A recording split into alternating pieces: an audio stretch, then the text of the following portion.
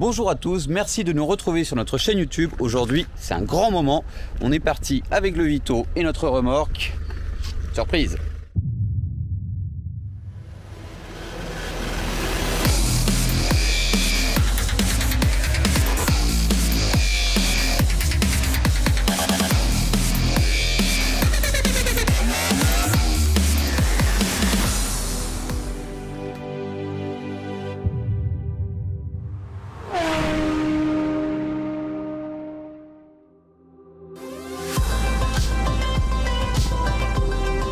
Nous voici chez Porsche Lorient. Alors la dernière fois qu'on est venu ici, alors pour une chose aussi importante, c'était il y a à peu près 2 ans. Donc je vous en dis pas plus, je garde la surprise.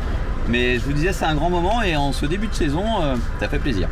Nous sommes devant la concession, mais on va faire le tour. Rendez-vous dans les coulisses de Porsche Lorient Racing. Nous voici derrière la concession. En fait, il y a 2 entrées. Il y a la partie un petit peu civile avec les voitures de tous les jours et la partie Racing, donc le team de Porsche Lorient qui court en 24 heures Series et aussi en Roscar. Donc c'est pas la première fois qu'on vient ici. C'est dommage, on partageait pas autant de choses sur YouTube à l'époque, mais en tout cas c'est l'occasion de découvrir et ça va être plein de surprises parce que ça bouge beaucoup chez Bresse Motorsport, mais ça bouge beaucoup aussi chez Porsche Lorient Racing. Ce sera une belle expérience. C'est le grand moment. Manon est déjà à l'intérieur, elle est privilégiée et merci mademoiselle. Et je crois que c'est ça qui nous intéresse. Alors je sais pas si vous l'avez bien vu, on a perdu un petit peu l'habitude de faire des vidéos dans ce format. La saison reprend, les circuits aussi, et il y en aura plein d'autres sur l'honneur, mais aussi sur les manches d'Ultimate Cup Series avec 7 voitures. Alors c'est le début de saison. Bon, je l'avais déjà vu il y a 2 ans quand on est venu chercher la phase 1. Celle-ci existait déjà chez Porsche Lorient Racing. Et la voilà. Ceux qui connaissent auront tout de suite vu la différence avec notre précédente GT3 Cup. Nous, on avait une phase 1 et maintenant, c'est une phase 2. On le reconnaît assez facilement avec les feux arrière qui ont ces petites pointes ici. Donc, c'est la grosse différence. Et le pare-choc avant qui est également différent avec le répétiteur de clignotant qui est ici tout fin. Et en gros, ça, c'est l'avant-dernière GT3 que nous avions, la grise. Donc, une GT3 Cup phase 2. Concernant les détails esthétiques, on a aussi cette poignée de porte qui était en fait celle des 97 sur les GT3 phase 1 et par contre c'est la même chose, une porte en carbone. On va pas faire tout le tour maintenant puisqu'on aura le temps de vous la faire découvrir toute l'année. Une chose importante, le changement il est là-dessous. On a un 4 litres, la dernière génération de moteur de ces voitures là, alors qu'avant on avait un 3,8 litres Mezger qui était aussi le moteur des 997. Bon, vous le voyez, hein, c'est assez facile de deviner qu'on est en Bretagne. C'est marqué Lorient, mais il y a aussi beaucoup de place pour le drapeau breton.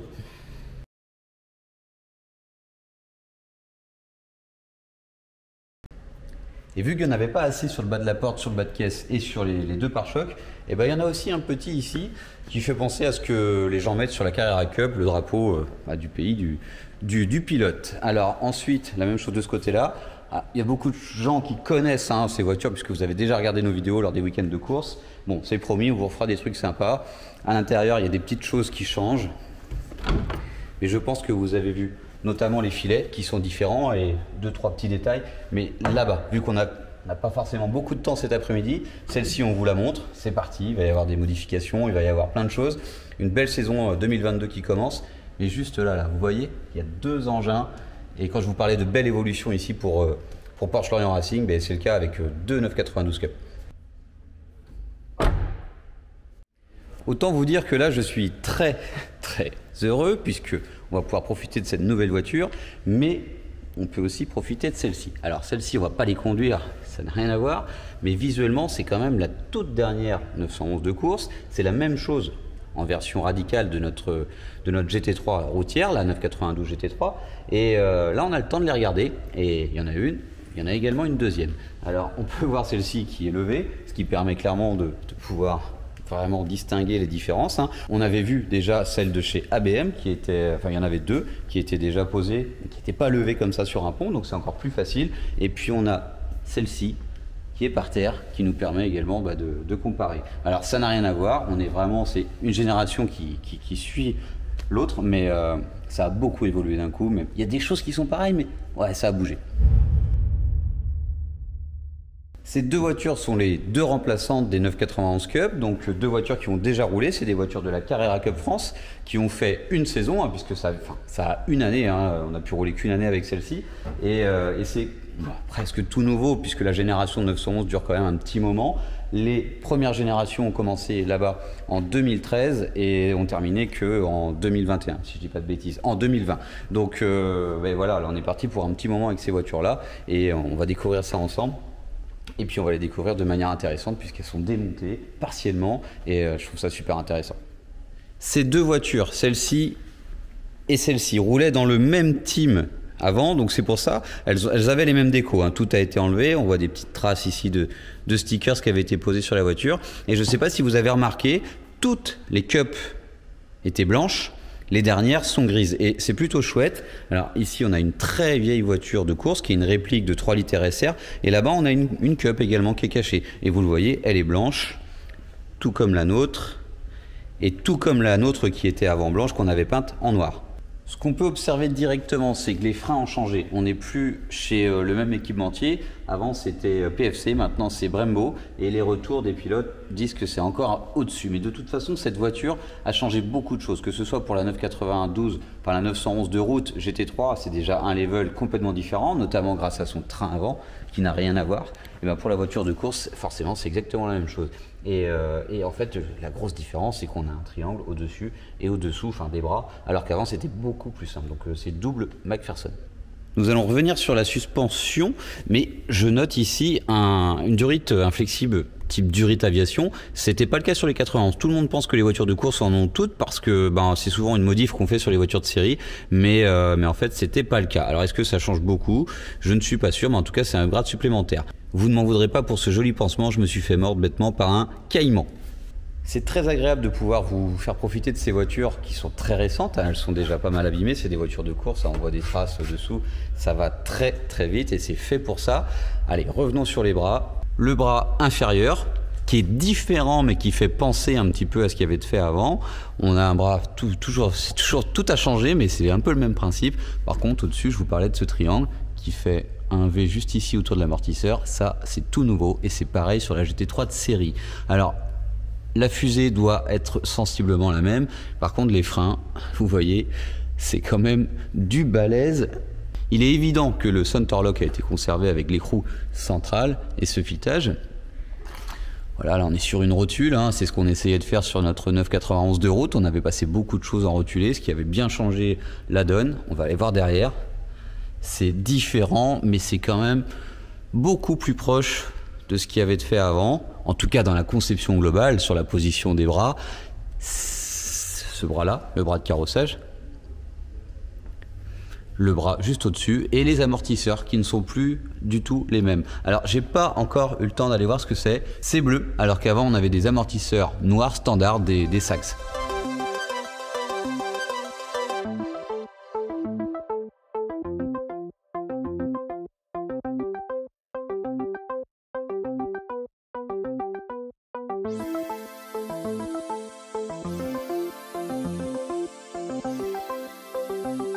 Je pourrais vous en parler longuement, mais on a déjà bien dégrossi concernant la suspension, les bras et puis les amortisseurs. Un dernier détail, ça évolue pas trop, on a des barres anti-roulis à couteau comme sur une 991. Enfin, de toute façon, toutes les voitures de course, enfin beaucoup de voitures de course, en tout cas les Porsche GT3 Cup, ont ce système qui est complètement différent de celui d'une voiture de route. On va revenir sur l'autre pour vous montrer un petit peu l'intérieur de la voiture, mais juste avant, je voudrais vous parler échappement, puisqu'on retrouve exactement le même moteur que dans une GT3 précédente. C'est un moteur de 991, les dernières générations, et on le reconnaît à son collecteur. Les références sont similaires, on retrouve exactement la même référence sur celui-ci, sur le silencieux arrière également. Vous allez me dire, tout ça c'est logique puisqu'on pouvait déjà monter sur notre GT3 noir des pièces de 991. Donc de ce côté, la 991 et la 992 GT3 ont beaucoup de choses similaires. Ce qui est totalement différent sur cette nouvelle version, la 992, c'est l'aéro. On a beaucoup plus d'ailerons, mais on a aussi beaucoup plus de diffuseurs. Est-ce que ça ne nous donnerait pas des idées pour modifier notre GT3 de route et essayer de faire des chronos sympas au NURB? Moi je pense que des idées, il y en a là-dedans. Le détail qui tue, je ne sais pas si vous en souvenez, c'était juste les sorties en fait. Les sorties sont un tout petit peu plus longues sur la 992. et en fait le support du silencieux est légèrement différent. On ne donne pas toutes nos astuces, mais c'est ce qui va sûrement vous intéresser dans nos vidéos, c'est aussi de découvrir plein de choses intéressantes. On a parlé de l'échappement, mais sur la nôtre, hein, on y reviendra plus tard, mais forcément on ne va pas la laisser stock. Ici, on a la partie admission. On va regarder ça ensemble. Alors c'est pareil que sur la version de route, pas de grosse différence au niveau du plénum et du papillon. Par contre, la boîte à air, ça n'a rien à voir. Sur la boîte à air de la 992, on ne pense pas pouvoir faire beaucoup d'évolutions, mis à part le papillon gros diamètre. À chaque fois, on l'augmente un petit peu plus. La boîte à air d'origine de la 992 GT3 est super bien conçue. On a des cônes, des filtres à air sport déjà intégrés dans une super boîte à air. C'est optimal. Regardons de ce côté comment ça se passe. Comment ça se passe? Ce qui va être intéressant aussi, c'est de parler de ces trous qui sont ici et là. C'est ça qui alimente la voiture et non pas, comme sur d'autres générations de Porsche, ce trou ici. Alors c'est marrant parce qu'on va pouvoir parler de plein de vidéos précédentes, mais quand on avait fait la vidéo, le comparatif entre la 992 GT3 et la 992 GT3 qui arrive, tout le monde n'avait pas forcément la réponse et nous on l'avait vu dans les paddocks, sur la voiture d'ABM, qu'en fait ce trou était complètement factice. Donc la GT3 RS n'est pas arrivée, mais on a déjà des indices. Je m'attarde un petit peu de ce côté parce que c'est vrai qu'elle va arriver normalement en 2023 la GT3 RS. Je vous le montre, on n'avait pas de plan sympa pour pouvoir vraiment vous expliquer comment c'était fichu et le fait que ici ça n'arrive nulle part, mais là je retourne la caméra et je vous fais vraiment un plan cool. Et bon, à la limite ça peut refroidir les freins, ça peut faire une espèce d'effet aérodynamique que je ne maîtrise pas forcément, il faudrait avoir une soufflerie et voir l'effet que ça donne, mais effectivement c'est certain, ça n'alimente pas le moteur. Ce qui alimente le moteur, c'est ces deux trous qui sont juste en dessous de l'aileron, et je ne vais pas vous laisser comme ça sur une fin. Forcément ces grilles sont avec un petit enjoliveur, la voiture étant toute démontée. Ce qu'on note aussi, c'est comme sur la version de route, il y a beaucoup plus de pièces en alu et en carbone que sur les précédentes GT3, ce qui fait les performances. La voiture est aussi beaucoup plus grosse. C'est énorme là, de tourner autour. On le voit bien avec notre GT3, mais là, une Cub, c'est encore plus gros. L'aileron est énorme. Et ben, vous savez quoi? Je viens de me pencher vraiment sur la boîte à air et on a vraiment le sentiment que c'est la même chose que la version de série. On va aller voir sur la nôtre qu'on vient de recevoir aujourd'hui, mais là ça n'a rien à voir, c'est certain. C'était déjà comme ça sur la première, sur la 991 phase 1, mais là je suis surpris. Franchement, je pensais pas qu'une Cup pourrait avoir un truc de série, donc c'est officiel. On va avoir du mal à bosser sur la partie admission, en tout cas la partie boîte à air. La partie plénum, la partie papillon, j'en doute pas, ça marche sur toutes les Porsche. C'est d'ailleurs la modification qu'on a fait sur le Cayman qui m'a causé ce petit bobo, et on a encore gagné 20 chevaux. Je répète rapidement, ici le plénum en plastique, le papillon, je pourrais essayer de mesurer le diamètre, mais sur la nôtre il est déjà assez gros, donc je pense que c'est le même. Le manchon très simple qui est raccordé à la boîte à air, et je ne sais pas pourquoi, j'avais imaginé que c'était différent, mais c'est tout, c'est vraiment la même chose. Ici le filtre à air style BMC, mais je pense que c'en est un, vu qu'il est rouge du côté passager, en tout cas dans cette voiture il n'y aura pas de passager, et de l'autre côté, la même chose. Alors on le distingue difficilement, mais il est là.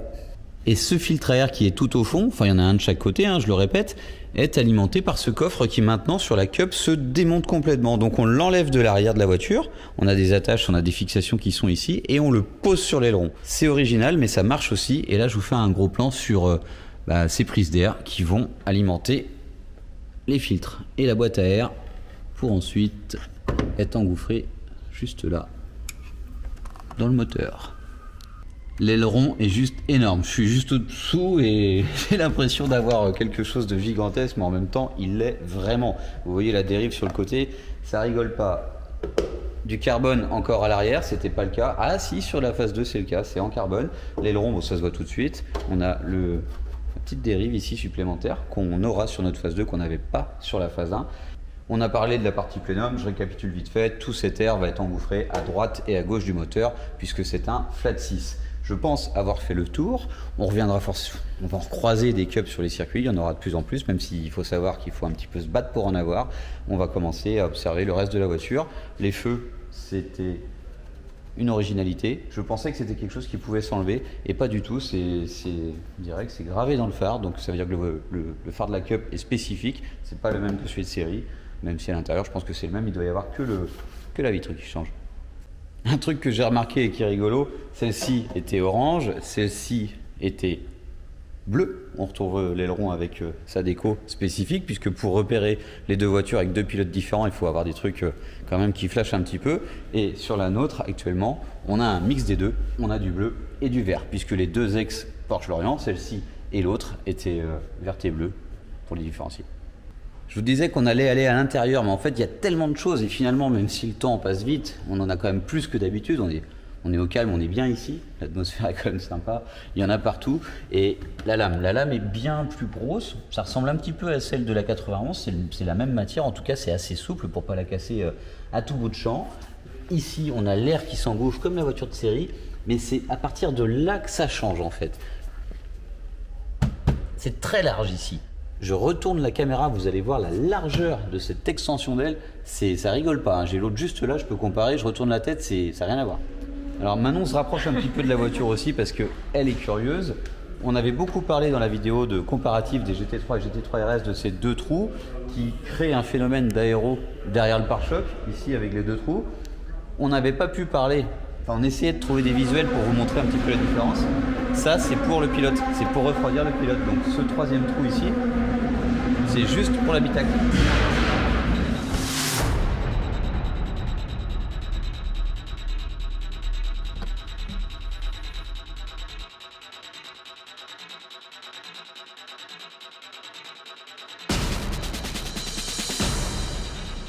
Elle est beaucoup plus moderne et vous allez le voir à l'intérieur, c'est flagrant. Et il y a quelque chose qui change, c'est ces attaches. Bon, je vous disais qu'on était tranquille. On finit par se faire déranger par cette vraiment mignonne petite 911 SC. Elle est marron, mais c'est pas métallisé, c'est rien, ça fait pas champagne, c'est juste marron. Et je vais pas vous cacher, je l'ai trouvée tout de suite belle.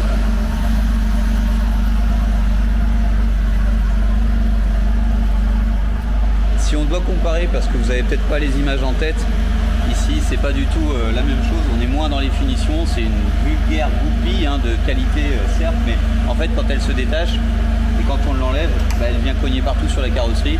L'aérocatch ça fait quand même beaucoup plus moderne, mais c'est ça qui est rigolo dans une 911, c'est que c'est assez technologique pour aller vite.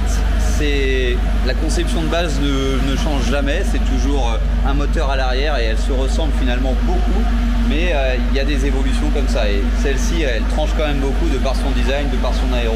Il y a vraiment un cap qui a été passé et la grosse réussite pour revenir sur le côté esthétique, c'est quand même ce monophare là, allez, on va dire ça, en fait un très grand phare avec une bande.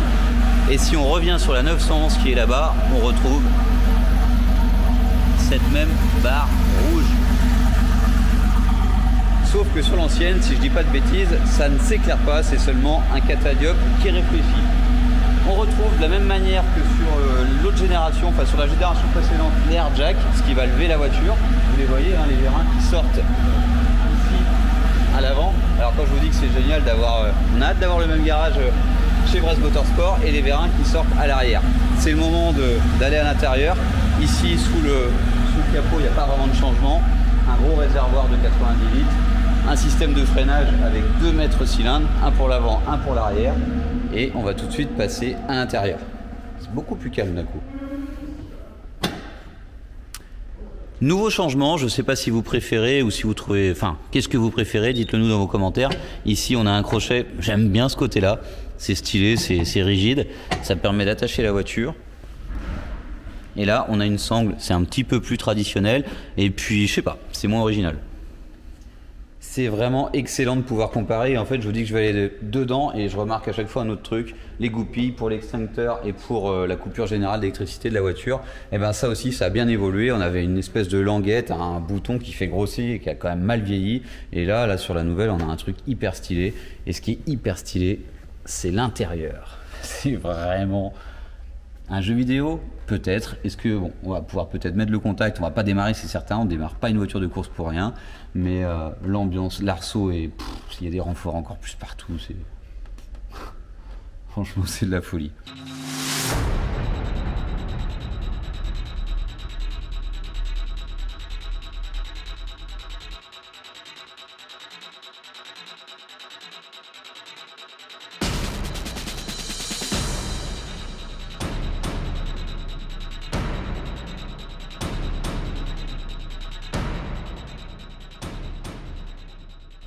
c'est pas la première fois, mais c'est la deuxième fois que je mets mon siège ici. Allez savoir, dans 2 ans, ce sera peut-être la nôtre.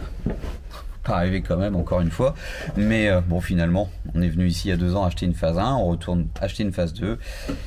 Pourquoi ne pas répéter l'histoire? Alors je cherche un petit peu mes repères, puisque dans l'autre ça va très vite, puisque dans la phase 2 les sièges sont similaires. Par contre, là il y a du changement. Je sais pas pourquoi, c'est comme dans la version de route, c'est un petit peu comme dans la McLaren, on sent tout de suite une ambiance particulière de rigidité. Alors là je roule même pas avec la voiture, donc on peut pas parler vraiment de sensation, mais on a le sentiment qu'avec tous ces renforts, il y en a beaucoup plus que dans l'autre, hein. Il y a des barres vraiment partout, et puis des petites un peu partout qui sont renforcées par des goussets. Alors il y a des choses qui sont cachées parce qu'on a des mousses, mais de l'autre côté on peut assez facilement distinguer.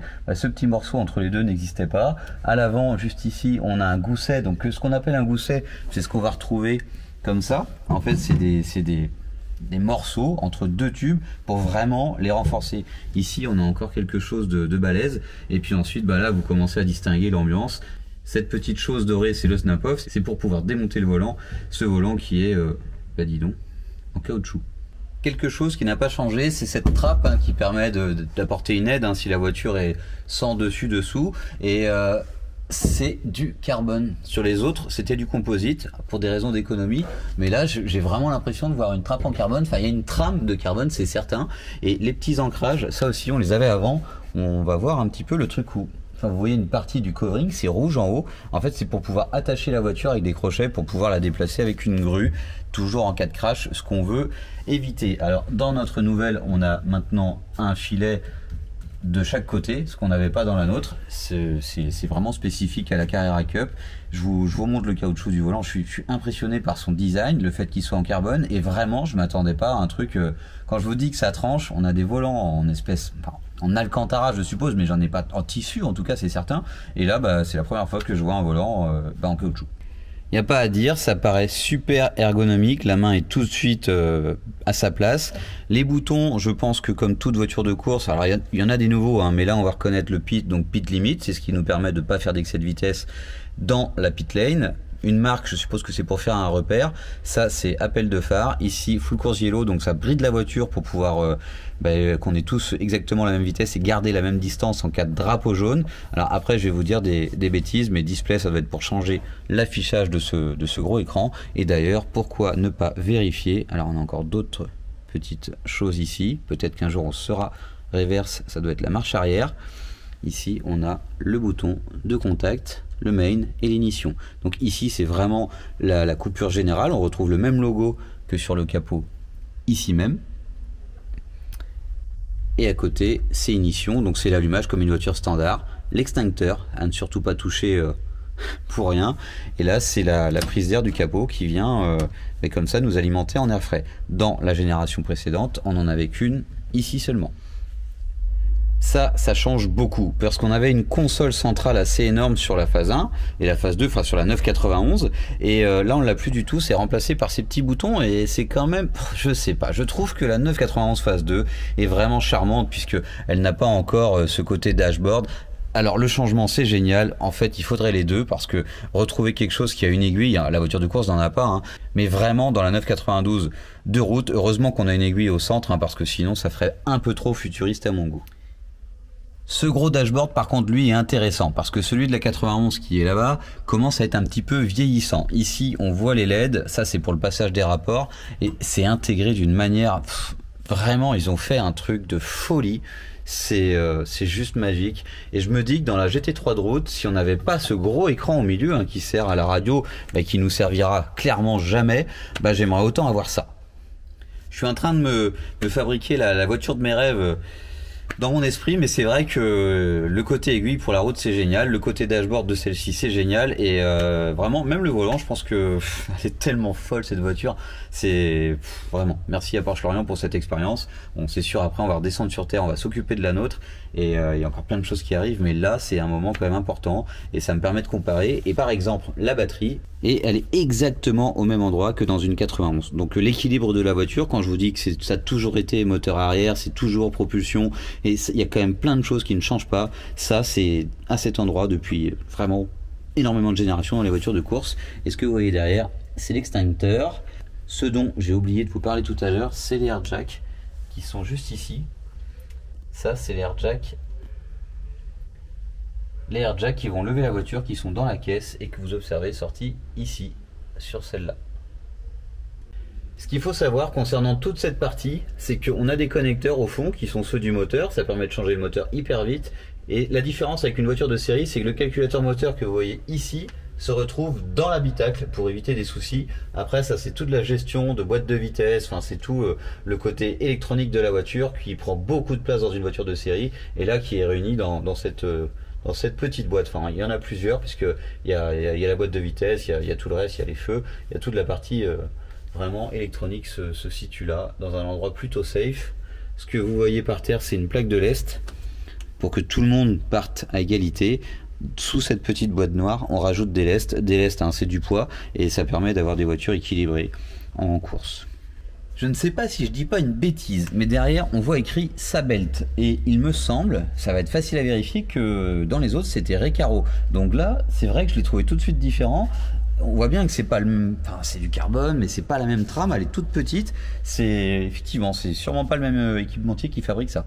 Je vous parlais de boîte de vitesse. Ici, on peut distinguer une palette en carbone et ici, une pédale d'embrayage. Cherchez l'erreur. Alors ça, c'est bien aussi, j'aime bien ce détail. C'est du grip par terre. Donc franchement, ça adhère vraiment beaucoup. On dirait du papier à poncer. C'est pareil dans la nôtre. Mais on a une pédale d'embrayage, je le répète. Donc vous le savez ou vous le savez pas, ici pour partir avec une boîte séquentielle, même si après on n'appuie plus dessus, hein, on passe les vitesses à la volée, paf paf paf, et ben pour partir au démarrage, on est obligé d'avoir cette pédale parce que c'est pas une boîte automatique. Un bouton que je n'ai pas abordé, celui-ci, c'est le démarreur, tout simplement. Ça c'est sûr, c'est la première fois que je le ferai, c'est enclencher ce bouton. Et d'ailleurs vous avez vu que je ne savais pas le faire. Il y a une subtilité, il faut tirer dessus et ensuite on peut l'enclencher. J'espère un jour pouvoir appuyer sur ce bouton et voir comment se conduit ce bolide, parce que là c'est clair, on n'est plus du tout dans la même ambiance, tout est lumineux, ce qui n'est pas le cas dans l'autre, hein.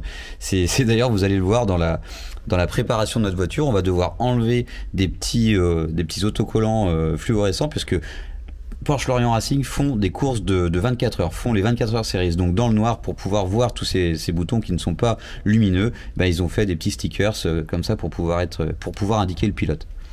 Et là, c'est dommage pour la lumière, c'est pas top, mais là s'il faisait nuit, c'est une discothèque. Alors je me garde encore un peu de surprise, hein. J'appuie juste sur le bouton display. Juste pour voir, et en fait c'est ça aussi, ça a changé, on sent que le bouton n'est plus du tout le même et ça va nous faire défiler tous les écrans. Je vous montre rapidement et après on emballe notre voiture, direction le garage. J'ai hâte, je suis nostalgique de notre 991 qui a disparu. Une voiture de course, c'est toujours un attachement, c'est des moments hyper forts, on passe des moments, c'est de la folie. Il faut beaucoup travailler pour pouvoir être en forme, avoir des résultats corrects, et c'est quand même beaucoup d'investissement personnel. Manon, le team manager, s'investit beaucoup aussi dans ces moments, et c'est vrai que c'est quelque chose qui va repartir. Et même notre M4 GT4, qui n'en était pas une, mais notre M4 de course, c'est vraiment beaucoup de souvenirs, et allez, ça va repartir. Je finis la présentation de cette 992 qui n'était pas prévue. Le bouton display, c'est celui-ci. Et on sent tout de suite que c'est plus moderne. Et on va faire défiler cet écran. Donc là, on a détempé, neutre, hein, pour la boîte de vitesse. On a le chrono, hein, ça c'est aussi dans la nôtre. Hein, là, il n'y a pas grand-chose qui a changé. Et d'ailleurs, notre 991 phase 2, qui ici a beaucoup évolué de ce côté par rapport à la précédente génération. En le faisant défiler, il y a un truc qui a changé aussi, c'est le côté circuit. On peut afficher le circuit sur l'écran, ce qui est quand même pas mal. Je ne sais pas si vous avez reconnu, ici c'est Spa. Le circuit de Spa, facile, avec le raidillon qui est juste ici, et des virages que je connais moins, mais bon, Bruxelles c'est en Belgique, mais c'est pas tout à fait à côté du circuit. Blanchimont, la chicane et la ligne droite. Un circuit que nous n'avons jamais fait en GT3 Cup. Mais en GT3 non plus d'ailleurs, seulement en M4. Je disais seulement en M4, ce qui est faux puisqu'on l'a fait en M3 46, M3 92 et la M4. C'est terminé pour cette présentation. Ouah, quand je vous disais qu'il faut être sportif, il faut l'être un petit peu. Hop là. Et ne pas se blesser. On va finir par, très rapidement, celle-ci qui était en restauration, qui est une réplique de 3 litres SC et qui fera des courses historiques. Donc voilà, c'est une belle voiture avec, mais qui est toute neuve, hein, on l'avait déjà montré quand elle était déjà en prépa il y a 1 an et demi. Et ici, une des dernières voitures de course assez anciennes de Porsche Lorient Racing, donc c'est une 997, mais c'est une Cup S, donc c'est un truc pour l'époque qui était assez radical. Je ne sais pas si je dis une bêtise, mais on pourrait comparer ça aujourd'hui à une GT2 RS Club Sport, donc la GT2 RS de course. On va dire que c'est toujours un peu la même chose, hein. C'est une 997, mais on retrouve les barres anti-roulis à couteau, l'échappement qui est un peu au même endroit, le flat 6 juste ici, mais qui est quand même... c'est choquant ça. On a l'impression qu'il est beaucoup plus en arrière que sur les générations actuelles. L'écrou qui a un petit peu vieilli quand même par rapport au modèle qu'on a aujourd'hui, mais la base reste la même. 911, c'est une 911. Pour faire une saison pour faire un championnat, nous on a besoin de pièces, c'est quand même beaucoup d'engagement, c'est pour ça qu'on a besoin de sponsors. N'hésitez pas, hein, on le place rarement, mais un team de course ça marche jamais tout seul. On a beaucoup de pièces parce qu'il y a beaucoup de casses. Là on distingue les radiateurs droite et gauche à l'avant, les passages de roues, ça c'est du consommable, l'extension d'aile qui est là, le PC arrière, tout plein de plastique pour refroidir les freins, des passages de roues vraiment partout. On peut voir la déco un petit peu de l'ancienne voiture et ce gros phare. Et quand je vous disais tout à l'heure qu'il y en a, ben ouais, là ici, on a tout un phare rouge qui suit tout le long. Quand je vous disais qu'il y a de la casse, il y en a beaucoup. Regardez une saison de Carrera Cup, c'est juste la folie. Ces voitures ont fait une saison de Carrera Cup et il y a déjà eu quelques bobos qui ont été réparés. Mais il y a besoin d'énormément de pièces et vous allez voir dans ce bac, il y a tout plein de choses. Des bras de suspension, des cardans, des courroies et ici rien qu'en grille de remplacement parce que quand on les perd, les bouts de gomme volent partout et vont percer des radiateurs, ça va faire juste n'importe quoi. Et ben il y avait tout ce qu'il fallait, donc le team a acheté ça avec pas mal de pièces. Vous voyez tous les disques de frein, c'est hyper important, le consommable, des pneus, il y en a partout et c'est ça la course. Vous le verrez sur cette saison encore. Si vous n'avez pas suivi l'Ultimate Cup avec Brest Motorsport l'année dernière, rendez-vous cette année. On a ici toutes les jantes. Je trouve le design vraiment sympa pour les 92. J'avais pas fait attention. C'est comme quoi il faut les voir en vrai et prendre le temps pour voir la différence. Ici, et ben voilà, des portes. Une paire de portes par voiture de rechange.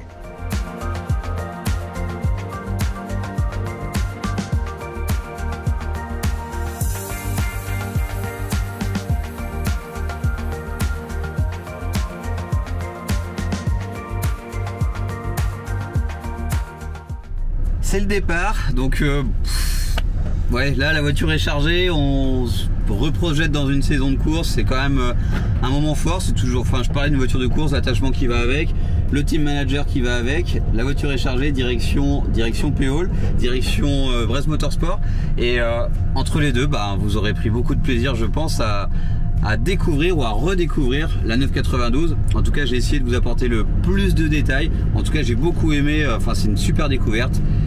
Allez, Péole.